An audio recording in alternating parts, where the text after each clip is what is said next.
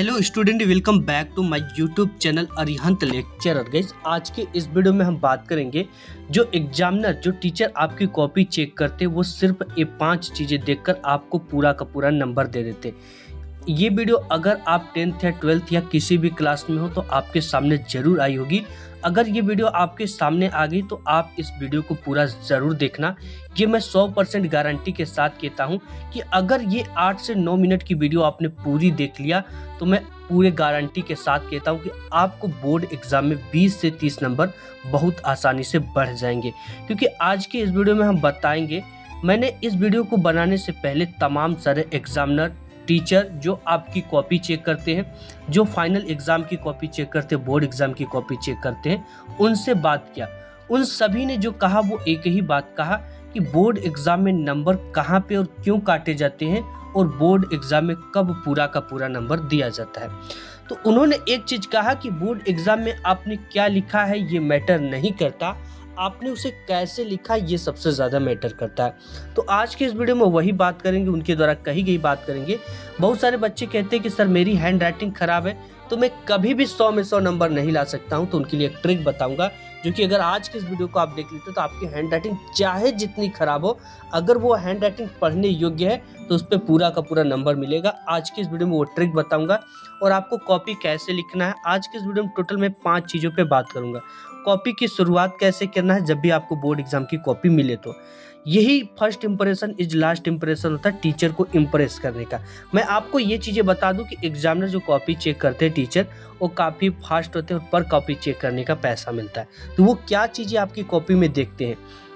और दूसरी बात कि एग्ज़ाम में आपको कोई भी प्रश्न नहीं आता तो उत्तर उसका कैसे लिखना है, आज की इस वीडियो में ट्रिक बताऊंगा। क्योंकि एग्जाम में आपको एक भी क्वेश्चन छोड़ कर नहीं आना है, सभी क्वेश्चन अटेम्प्ट करना है। तो अगर कोई क्वेश्चन नहीं आता तो उसके उत्तर हमें कैसे लिखना है। और तीसरा टॉपिक है कि क्वेश्चन पेपर में अगर पहला, दूसरा और तीसरा क्वेश्चन का आंसर नहीं पता है तो हमें शुरुआत कहाँ से करना है। और चौथा टॉपिक है कि बोर्ड एग्जाम की कॉपी में पैसा रखने से क्या होता है। क्योंकि हम लोग हर बार बोर्ड एग्जाम की कॉपी चेक करता हूं तो ऐसे में कॉपी में भर भर के पैसा आता है। तो क्या पैसा रखने से बोर्ड एग्जाम में नंबर बढ़ते हैं या पैसा रखने के नुकसान भी है। और तीसरी टॉपिक है कि हैंड राइटिंग पर कब और कितना नंबर कटता है। बहुत सारे बच्चों का ये टेंशन रहता है कि सर मेरी हैंड राइटिंग पुअर है तो इस पे तो नंबर कटेंगे ही कटेंगे। आज की इस वीडियो में पूरी चीज़ें आज क्लियर करने वाला हूँ। और देखो, बोर्ड एग्जाम में आपको किस पेन का यूज करना है, बोर्ड एग्जाम की कॉपी मिलते ही आपको क्या करना है, ठीक है। तो सभी चीज़ें आज की इस वीडियो में बताएंगे। सबसे पहले कॉपी की शुरुआत कैसे करना है, क्योंकि first impression is last impression. सबसे पहले तो आपको अगर कॉपी मिलती है तो साइड वाली लाइन खींच लेना पूरा। इसके बाद सबसे उसके हेड पर, ठीक है, जो भी खंड है, अगर खंड अ है, खंड ब है, खंड स है, खंड द है, जिससे भी क्वेश्चन पेपर शुरू होता है उसको सबसे पहले लिखो। एंड उसके बाद ऊपर से एक लाइन छोड़कर आपको प्रश्नोत्तर संख्या जरूर डालना है। क्योंकि ये सबसे इंपॉर्टेंट होता है। क्योंकि एग्जामिनर जो होता है, कॉपी जो चेक होती है आपकी, उसके फ्रंट पेज पे देता है कि पहले क्वेश्चन पे बच्चे ने कितना नंबर पाया, दूसरे में कितना पाया, चौथे में कितना पाया, ठीक है। तो वो क्या करता है कि बार बार आपको आंसर जो है वो चढ़ाता है। अगर आप क्वेश्चन नंबर नहीं डालोगे तो टीचर क्या करेगा कि आपको मिलाएगा कि कौन से क्वेश्चन का आंसर लिखा है। और एक चीज़ रियलिटी मैं बता दूं कि जिस कॉपी को चेक करने में जितना कम समय लगता है उसको उतना ही अच्छे मार्क्स मिलता है। यानी कि टीचर अगर उस पर कम नंबर कम समय देगा तो नंबर अच्छे मिलेंगे, ठीक है। ये कहावत भी है और ये सत्य भी है। क्योंकि देखो, सबसे पहले कॉपी की शुरुआत कैसे करना है, आपको प्रश्नोत्तर संख्या खंड ब वर्णनात्मक प्रश्न है, जिस टाइप लघु उत्तरीय है, दीर्घ उत्तरीय है, उसे डालना है, प्रश्नोत्तर संख्या डालना है। और जो भी गद्य कर रहे हैं उसका एक संकेत आपको इस तरह से लिखना है जैसे यहाँ पे मैं आपको बता रहा हूँ। इसके बाद संदर्भ है तो पहले नंबर पे तो उसे पहला नंबर डाल दो। दूसरे नंबर पे जो चीज़ें गद्यांश के रेखांकित अंश की व्याख्या उसे डाल दो। और एक क्वेश्चन करने के बाद, एक क्वेश्चन आपने कंप्लीट कर लिया तो उसके बाद 4 लाइन का या 3 लाइन का आपको गैप देना है। ऐसे एग्जामिनर को ये पता चलता है कि इसके बाद आपने नेक्स्ट क्वेश्चन को हल किया है।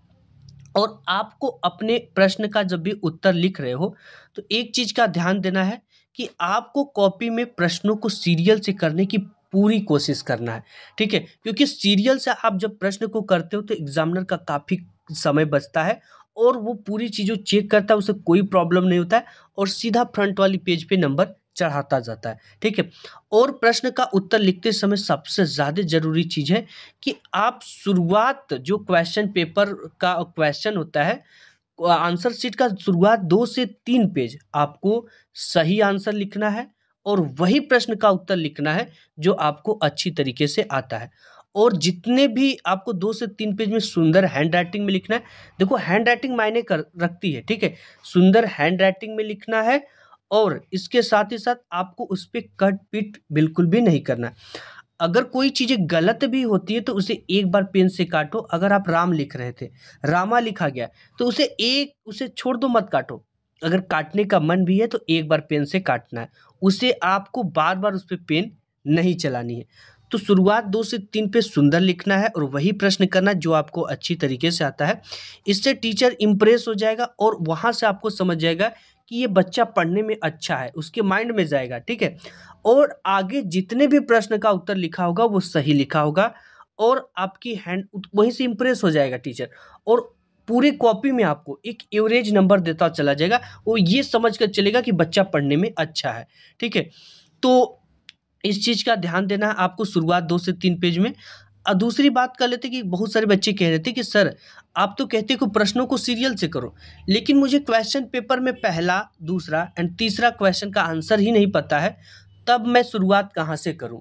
तो एक चीज़ देखो, शुरुआत आपको जैसे पहला, दूसरा, तीसरा नहीं पता है, चौथा पता है, तो चौथा करो, ठीक है? उसके बाद पाँचवाँ करो, छठवाँ करो, छठवाँ के बाद बीच में अगर सातवाँ नहीं पता है, आठवाँ पता है, उसके लिए आप जगह छोड़ सकते हो कॉपी में, ठीक है? ये फैकल्टी होती है, जगह छोड़ दोगे तो इसके बाद अगर बाद में याद आता है तो उसे लिख दोगे, ठीक है? अब देखो यहाँ पे पहला, दूसरा, तीसरा क्वेश्चन नहीं पता है, तो जहाँ से पता वहीं से शुरुआत करना है और एक चीज़ का ध्यान देना है, जैसे आपका एक खंड ब हो गया, एक खंड स हो गया, तो खंड ब के जितने भी प्रश्न कर रहे हो, सभी को खंड ब में ही करो, ठीक है? खंड स के जितने भी प्रश्न कर रहे हो, खंड स में करो। ये नहीं कि खंड स का प्रश्न खंड ब में और खंड ब का प्रश्न खंड स में कर दोगे, तो ऐसे में टीचर बहुत ज़्यादा कन्फ्यूज़ हो जाएगा और जहाँ पे टीचर कन्फ्यूज़ होगा, आपका नंबर कटना श्योर है। तो इस चीज़ का आपको ध्यान देना है एग्ज़ाम में और जितने भी खंड हैं, प्रत्येक खंड को नए प्रश्न से शुरू करना है, नए पेज से शुरू करना है, ठीक है?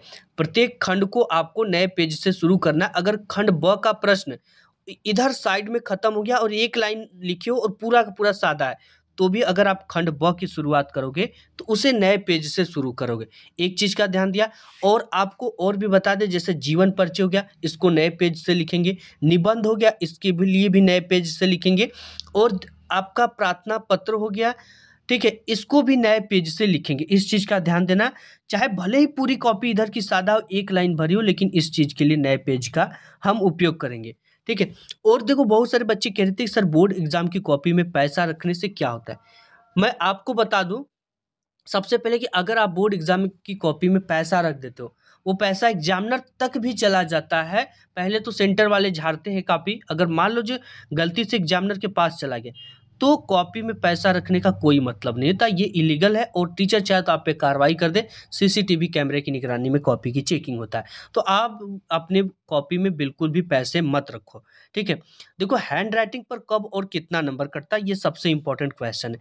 मैं कह दूं कि अगर आपकी हैंड राइटिंग पढ़ने योग्य है तो आपके एक भी नंबर नहीं कटेंगे। हैंड राइटिंग मायने रखती है, लेकिन हैंड राइटिंग पे कितने, एक नंबर, वो 6 नंबर 7 नंबर के क्वेश्चन होते हैं, उस पे सिर्फ कटते हैं। तो हैंड राइटिंग के लिए कोई भी टेंशन मत रखो। हैंड राइटिंग पुअर है तो शब्दों के बीच की दूरी, पेन की मोटाई इतना रखो और क्या करो कि जिस भी एंगल पे आप लिखते हो तो उसे सीधा लिखने की पूरी कोशिश करो और सभी जो वर्ड हैं वो एक समान हो। बोर्ड एग्जाम में आपको किस पेन का यूज करना है? सबसे बेस्ट पेन मैं आपको सजेस्ट करता हूं, जिसमें सेलो हो गया, एल्कोस हो गया, पेंटोनिक हो गया और रेशियो का फाइबर पॉइंट पेन हो गया। ये सभी पेन बेस्ट हैं आपके लिए। और अपने आंसर शीट के प्रत्येक पेज पर अपना रोल नंबर लिखिए और सभी कॉपी को नत्ती करें। अगर ABC सीट की कॉपी लेते हो तो उसे जरूर लिखिए। और एक चीज़ जो सबसे इम्पोर्टेंट है, आपको बोर्ड एग्जाम में किसी भी प्रश्न को छोड़ना नहीं है, सभी क्वेश्चन को अटेम्प्ट करना है, चाहे वो क्वेश्चन आपको आता हो चाहे नहीं आता हो। जो क्वेश्चन नहीं आता है आपको, जिस सब्जेक्ट से रिलेटेड है उस सब्जेक्ट से, उससे रिलेटेड कीवर्ड आप लिख सकते हो। जैसे विद्युत धारा आ गया, आपको विद्युत पता है, धारा पता है, अपने शब्दों में पता है कि जो हमारे घरों में करंट आती है उससे ही विद्युत धारा कहते हैं, तो उसे भी लिख दोगे तो भी नंबर आपको मिलेगा। एंड मैं आपको बता दूं कि सबसे पहले चीज़ तो आप अपने शब्दों में उसका अगर फार्मूला पता है तो उसे लिख दो, अगर उससे रिलेटेड आपने क्लास में कुछ सुना है तो उसे लिख दो, या उस सब्जेक्ट से रिलेटेड आपको जो भी पता है उसको भी लिख दोगे तो आपको 110% नंबर मिलेगा। और मैं पूरी बात करूं कि आपको बोर्ड एग्जाम में कोई भी क्वेश्चन को छोड़ना ही नहीं है, सभी क्वेश्चन को अटेम्प्ट करना है। जैसे बहुत सारे बच्चे गद्यांश पद्यांश नहीं आता है, उसके लेखक का नाम नहीं पता है, शीर्षक का नाम नहीं पता, उसे छोड़कर चले आते हैं। ऐसे में पूरी जो पैटर्न यहाँ पे दिखाई दे रही, इसी पैटर्न को फॉलो करते हुए देखिए, जब भी हम प्रार्थना पत्र लिखेंगे तो हमें एक नए पेज का लेना। अगर कोई भी क्वेश्चन यहाँ पर भी खत्म हो जाता है, उसके एक नंबर कटेंगे, बाकी के नंबर तो आपको मिलेंगे। लिखना शुरू नहीं करना है, ठीक है। हमें प्रार्थना पत्र के लिए एक नया पेज लेना, इस तरह से नए पेज से शुरू करना। पत्र लेखन डालना है, प्रश्न उत्तर संख्या 28। और अब यहाँ पे सेवा में डालने के बाद एक कामा लगाना, जहाँ से कामा खत्म होता है उनसे श्रीमान प्रधानाचार्य जी HBI कॉलेज प्रयागराज, ठीक है, ऐसे डालना है। ये प्रधानाचार्य जी कहाँ है उसको डालना है। नेक्स्ट वीडियो अब इसके बाद